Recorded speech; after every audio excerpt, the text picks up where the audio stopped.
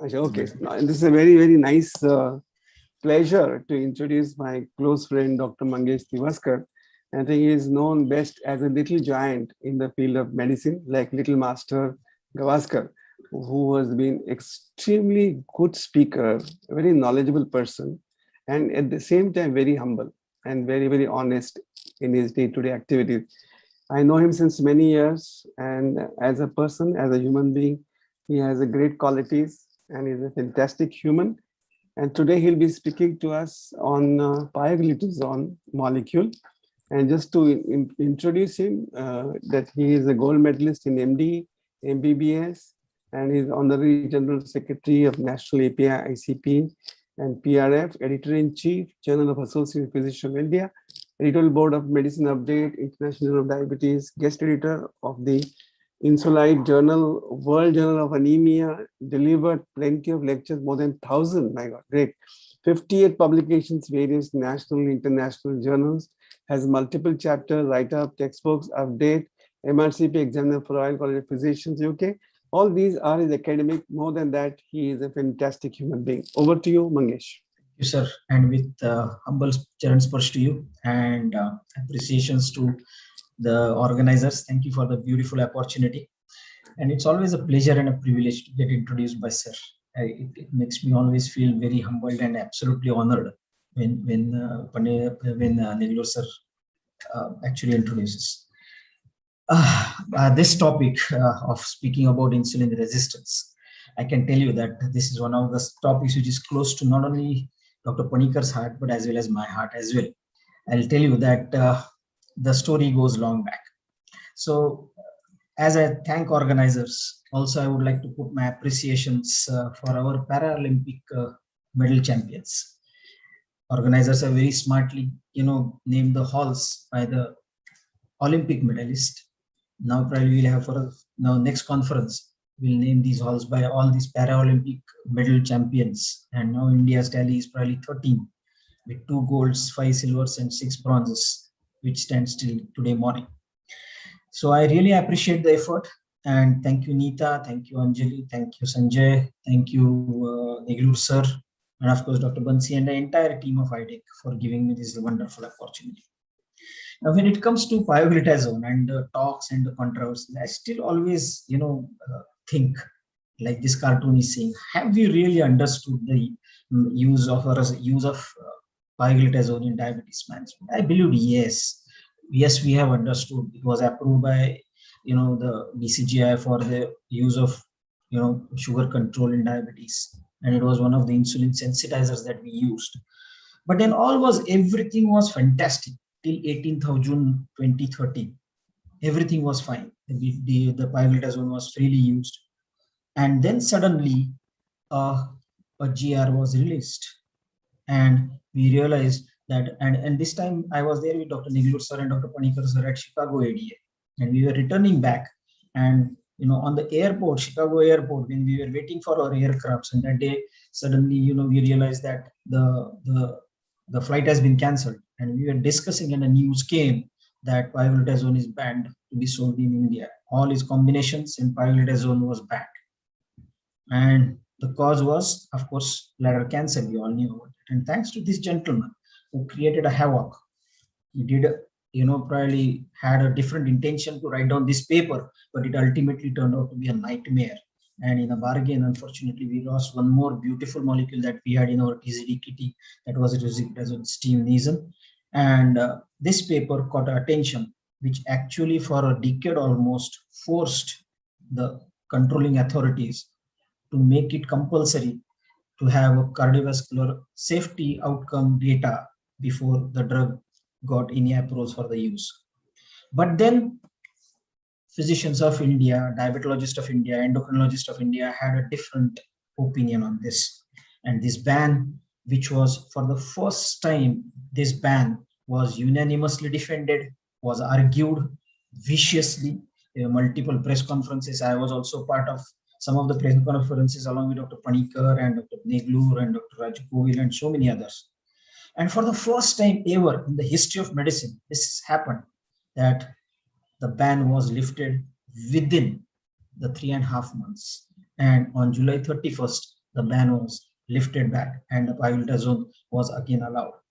Now, why it is important? Because this is one drug which impacts the insulin resistance. This is one drug which is available for treatment of insulin resistance. And how it is important, we all are aware about it.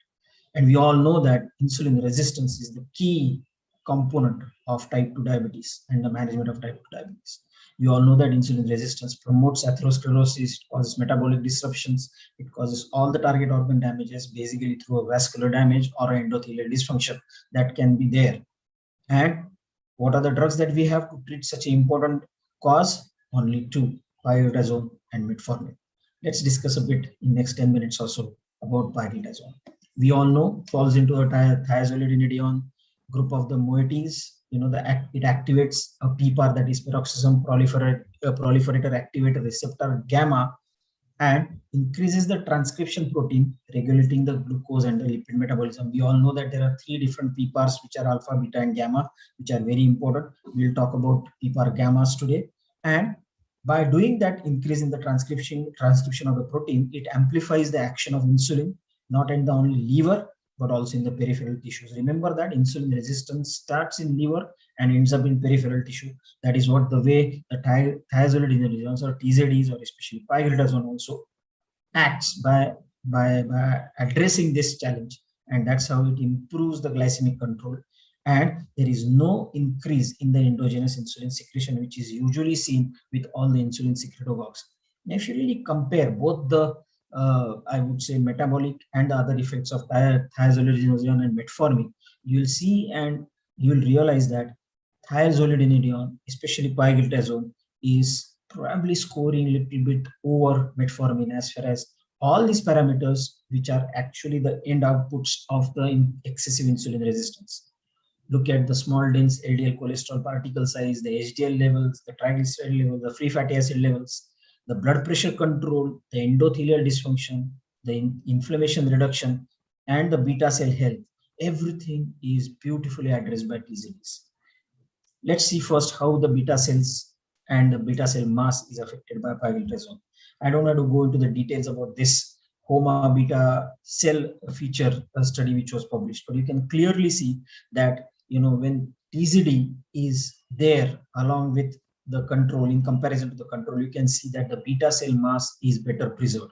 But this is fine in the clinical data. Do we have any evidence in the real world data? How would you know that whether it is truly happening or not?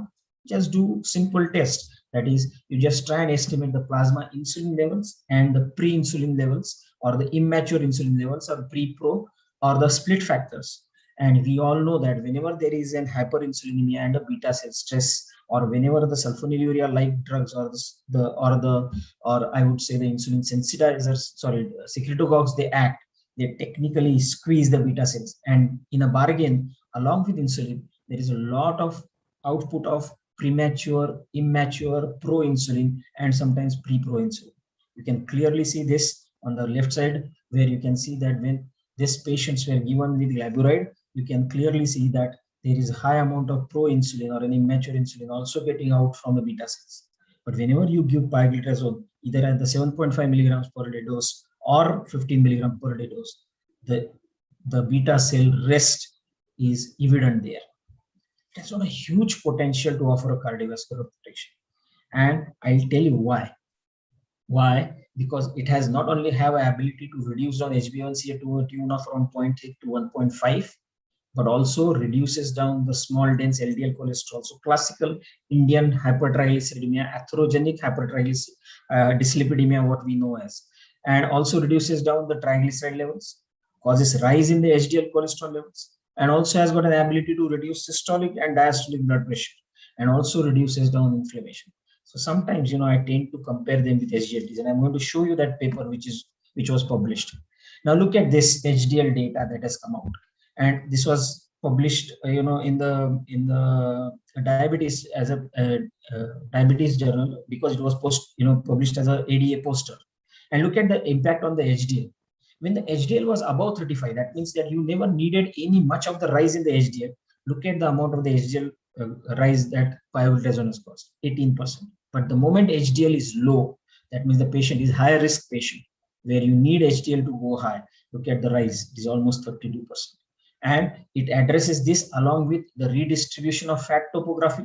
It has got a beautiful ability to redistribute subcutaneous fat, and it causes the mobilization of fat from the from the visceral fat to the subcutaneous tissue, or I would say the redistribution occurs primarily by shifting out this numbers of the small adipocytes which are there. So TZDs will increase the more insulin sensitive number of small adipocytes. You know that whenever there is an obesity, the adipocyte size goes very large and they become more insulin resistant. And also TZDs, they better the triglyceride storages in the subcutaneous tissue and improves the insulin sensitivity.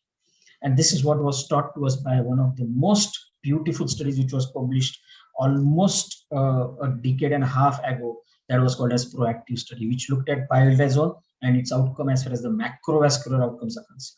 And this was a data of nearly 5,500 patients. And they looked at the patients which were high risk, like the patient, those who had a previous myocardial infarction or the strokes or an acute coronary events. And they really checked out the impact of pioglitazone. And what they found, that this pioglitazone has reduced down the use by using pioglitazone, they reduced down the incidence of repeat MI by nearly 21%. Acute coronary stroke, acute coronary syndrome goes by 38%. Look at the stroke reduction by 48%. And that is the reason why at that time ADA was forced to come out with a statement that in one such trial, it appears that there is one drug which is offering you macrovascular outcome benefits. Now look at this paper which was published in 2019. This was a paper which was published by Raul DeFranco. And believe me guys, Raul DeFranco is very, very fond of this molecule. And look at the last author, Steve Nissen. And they looked at the data from Periscope, IRIS, and Proactive and Chicago. And they have compared the data with SGLT2 and GLP-1 analogs. And look at this. This is pioglitazone data. Look at the 3-point MACE reduction by pioglitazone, 16%. Recurrent MI reduction by 28%. Stroke reduction by 47%. So you can see that every second patient is benefited, every third patient is benefited, every fourth patient is benefited. And if you really compare the outcomes, they are there with the SGLTs, you will be amazed to know that same 3-point MACE SGLT is reduced by 12%. Myocardial infarction, especially the secondary prevention, the SGLTs, they have what little poor score in comparison to pioglitazone. It reduces by 14%.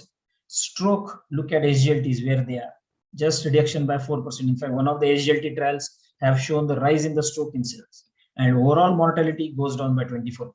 So if you really compare these two head to head and just find out what is exactly happening, you'll realize that pioglitazone is not inferior to even SGLTs. Of course, SGLT, they do score over the heart failure related outcomes, basically because pioglitazone has got a tendency to, give you a little bit of fluid retention. Same way, Chicago and Periscope has told us that it reduces down the macrovascular events by reducing down the carotid intima media thickness. Even Periscope has told that it even slows down the rate of progression of coronary arteriosclerosis. And this is the evidence that is by doing an IVUS, they found out in a mouse model that you can clearly see the administration of pioglitazone by just 15 milligrams dose. You can see that the carotid intima thickness has went down significantly. And it's not only effective just as a monotherapy, but in combination with all the other therapies. Now, why SGLTs are not there? Because when this paper was published, SGLTs they were not there in the market. So otherwise, they have shown the comparable benefits as far as the outcomes are concerned. Now, let's quickly see and understand what is the Mumbai experience, Indian experience. And this is Dr. Panikar and Dr. Shashank Joshi publishing the data of using pioglitazone in the triple therapy along with glibenclamide and metformin. Look at the drug combinations that they have used. And you can see the amount of the HbA1c reduction and the fasting and the prandial reduction, just the low dose pioglitazone that they have used. Now, looking at the bladder cancer, I had all my doubts, but let me tell you that the reported data shows what? 7 cases in 10,000 in the patients, those who did not use pioglitazone. This is the diabetic group of the patient analysis. People, those who have used pioglitazone, 8 cases out of 10,000. So do you feel that way? People, those who have used pioglitazone for 12 months, 10 cases out of 10,000. Guys, where we are. Now, if you look at the bladder cancer data, and if you analyze the global versus Asian population, as far as the bladder cancer incidence is concerned, you will realize that India has got the lowest frequency of bladder cancer, in the lowest in the Indian population. And even in the, not only the global population, but in the Asian population or an Asia-African population, you will see that India has got the lowest incidence. Look at this. The Caucasian, the frequency of having bladder cancer is 2 in 5,000, whereas in Indian, it is 0.24%. That is how low bladder cancers are. So overall, if you really look at the cancer outcomes in the patients, you'll realize that, in fact, the patients, those who had been using pioglitazone, there were much lower incidences of liver, colonic, and lung cancers. It was remarkably quoted in a study of more than 6 lakh patients that pioglitazone, when it was used, decreased the liver cancer by nearly 17%. It reduced the colorectal cancer by nearly 14%. Third, there was a 33% reduction in the lung cancer incidences in the patients, those who are using pioglitazone. So remember that it's not pioglitazone. Diabetes is a carcinogenic situation, and if you not treat diabetes adequately, you are likely to develop complications.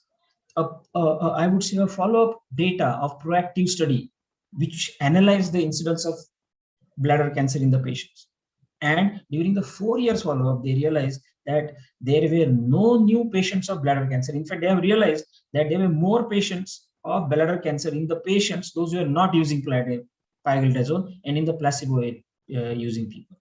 Hence, American Association of Clinical Endocrinologists also came out with a statement saying that the clinicians should be confident enough to continue TZDs regularly. TZDs also have got a potential to delay the progression to type 2. So it has got some preventive abilities. And this is the paper which has been published by Durbin et al. And they have shown that whenever you are using this drug to prevent the progression from IGT to type 2 diabetes, it is extremely effective. So friends, pioglitazone is the only agent available today that can effectively treat insulin resistance and preserve beta cells. And now I'll go further and say that possibly offer cardiovascular protection. There is a huge weight of evidence that it reduces down the insulin resistance, preserves beta cell. There is a durable glucose lowering. It improves the lipid profile. It has an anti-inflammatory effect. Thus, it reduces down the cardiovascular.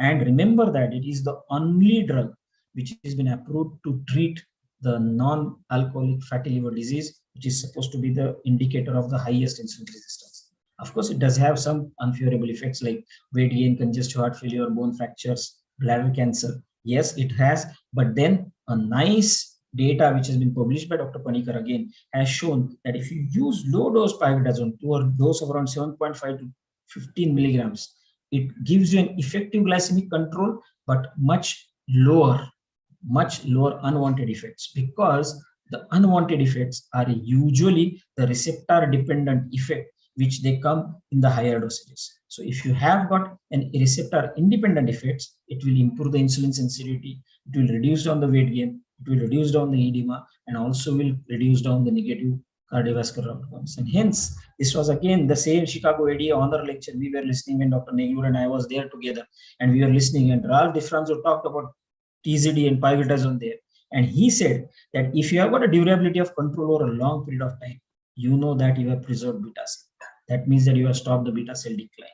And how it is important, this is DeFranco's Omnius Octet, and you can see that out of 8, almost 5 challenges are effectively addressed by TZDs. So friends, if it is insulin resistance, which is responsible for atherosclerosis, hypertension, dyslipidemia, obesity, endothelial dysfunction, coagulation or fibrinolytic defects, inflammation, type 2 diabetes, use TZDs, and everywhere you will have improvements happening at all the areas. So glitazones, and especially pioglitazone, is one such drug which can actually change. So I'll end up my talk by saying that please use this drug and do not fall a prey to all those data which probably will need a little better understanding. Understand the beautiful lines which have been talked by our great late president, Dr. APJ Abdul Kalam, and Stephen Hawkins, a technocrat, that a greatest reason for failure is not ignorance, it is the illusion of knowledge. Thank you very much. I'll say just pioglitazone. If you do that, this Sholay dialogue, I remind If you don't use,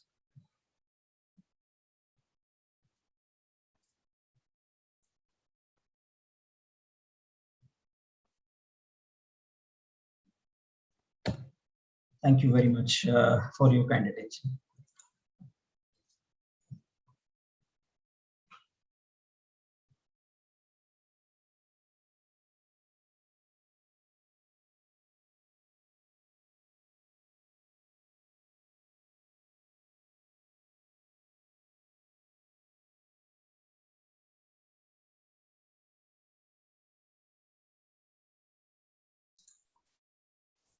You need to unmute yourself, sir. The link, because I was told Yeah. to talk after you because the next speaker is last moment cancelled. So I was Okay. trying to search my slides. Oh, yeah. No problem. Perfectly fine. So wonderful talk, Mangesh, as usual. And I think you have raised a very good issues. Some important point I would like to discuss with you is the Tosca IT trial. Yes, Tosca and Bari 2D. This looked at 3,000 patients, Yes, I Mangesh, did. and Yes, it randomized to receive either pioglitazone and sulfonylurea. And it was said that this trial was a negative trial in the sense that it showed that the heart failure was so high in these patients. So therefore, it was believed that this trial is negative. What is your opinion? Do you think this yeah, but Tosca sir, trial? Tosca IT, yes, they used in the patient those who were, in a dose of 45 milligrams that they have used in Tosca IT trial. And Yes, also Tosca IT used, these patients, the drug in some very sick patients also. So I yes, believe that that there was a challenge as far as the choice of the patients and the choice of the dose is also concerned. yeah. And Yes, we do understand that pioglitazone needs to be carefully given and should never be given in the patient who is reduced ejection fraction with a NYHA class 3 or 4 type of patients. Do not put them on that. But these are all clear indications. But in fact, if you realize that low dose pioglitazone up to the NYHA class 2 and class 3, you can easily give and be right, watchful as far as the fluid retention is concerned. And right. I'll tell you that, in fact, in few of my patients, my personal clinical experience, I have a lot of patients on pioglitazone and I've been using this low dose therapy. They've been doing fantastically well, even with an ejection fraction of around 20-25%. They're doing fairly fine if you're really observant and cover them adequately with other anti-heart failure line of therapy. You will have beautiful benefits. Yeah, In fact, one of the papers which is going to come, and again, the Diffranzo and all this team is, and there are already a couple of publications which have happened as far as the combination of SGLTs and SGLTs plus pioglitazone. yes. And it's a beautiful data which is coming up, which is being showing amazing results. Right, very good. I think you're right because this study, especially Tosca IT trial, had only 10% of the patient with established cardiovascular disease, Correct. and 10% left the trial. Yes. It was a very badly conducted trial, Conducted. and 28% stopped the drugs. Yes. Because at that time the risk of bladder cancer was pretty high. So therefore, people stopped taking drugs, Yes. and they also have event of 1.5 per 100 patient is quite low. So therefore, the entire study was underpowered. And therefore, I think it's important to realize that it is not the bad effect of pioglitazone, but it's a badly conducted study. Correct. And that's how I think you are right in saying that pioglitazone is the right drug at the right time, at the right place. I think one more point, I think you will agree with me, in the proactive trial. Now, if you look at today's modern cardiovascular outcome trial, you have 3-point MACE. Okay, and you show a superiority or a non-inferiority to placebo. Correct. So far as the 3-point MACE is concerned, what they look at proactive. Yes. Besides 3-point MACE, they also included the peripheral vascular disease, which Correct. is very difficult to treat because of the presence of hypertension, presence of dyslipidemia and obesity. And that's the reason why the primary outcome was not significant. And the Absolutely. secondary outcome was significant because classically it was a 3-point MACE that we discussed in the modern cardiovascular outcome trial. Those days, there was no cardiovascular outcome trial those days. In 2005, when the study was presented, the birth of the Nissan controversy had not taken place. So therefore, we don't have any evidence or we don't have any data to say that this is truly a cardiovascular outcome trial. Correct. And one more point, I think you'll agree with me, Mangesh, that the inclusion criteria in the proactive trial They removed the patients who had a SGPT 2.5 times higher Yes, than normal.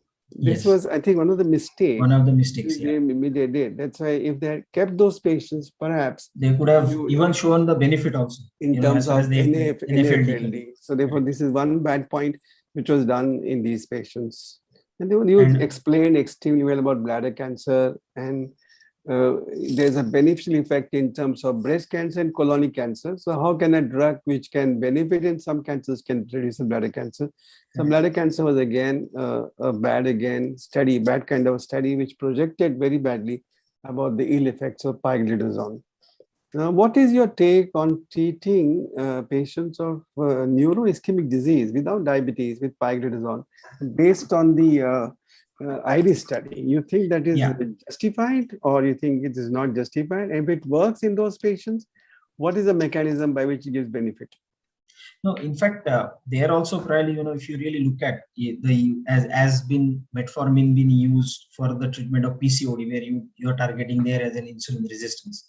Probably in the IRI study also, when they have used, it was basically purely for its anti-inflammatory and the vasculoprotective effect primarily. And if at all you have some drug which is so cheap, so easily available, and has got such an effective lowering of the inflammatory markers, it stops the vascular, the smooth muscle proliferation.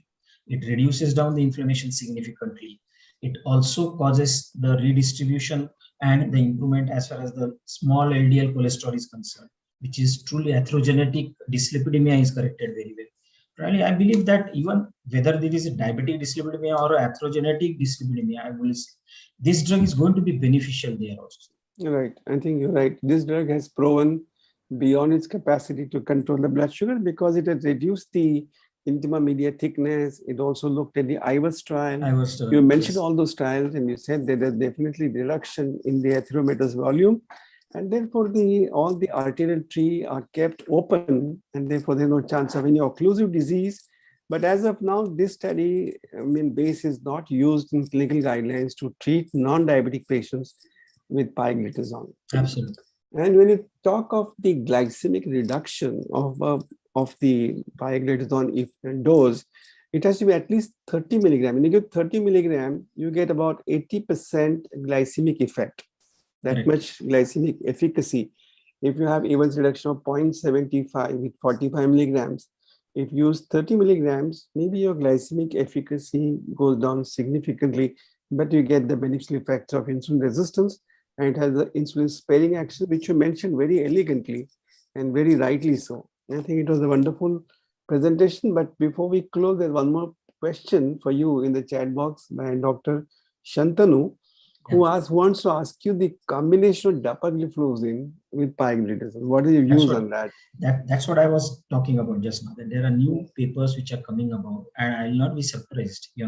I will not say that the fixed dose combination will be available, but we are already using pioglitazone along with SGLTs in our regular day-to-day practice. We surely are. But now with the data getting published, we'll also have an evidence, and I'm sure that why pioglitazone is not explored too much because of all this too much of talking. And unfortunately, pioglitazone is not, I would say, so easily used in the Western or the Caucasian population. But I think it's got a bad publicity, yes. Yes, and in the Asian population, probably pioglitazone is one of the wonderful drugs because we have a very high incidence of insulin resistance. So it's going to be an amazing. In fact, sir, I'll say that if Proactive would have been powered for superiority, that would have been ended up as a superiority trial, first superiority cardiovascular trial. Yes. If you remove that peripheral vascular disease, I think maybe you would have got all the points in your favor, including the primary outcome.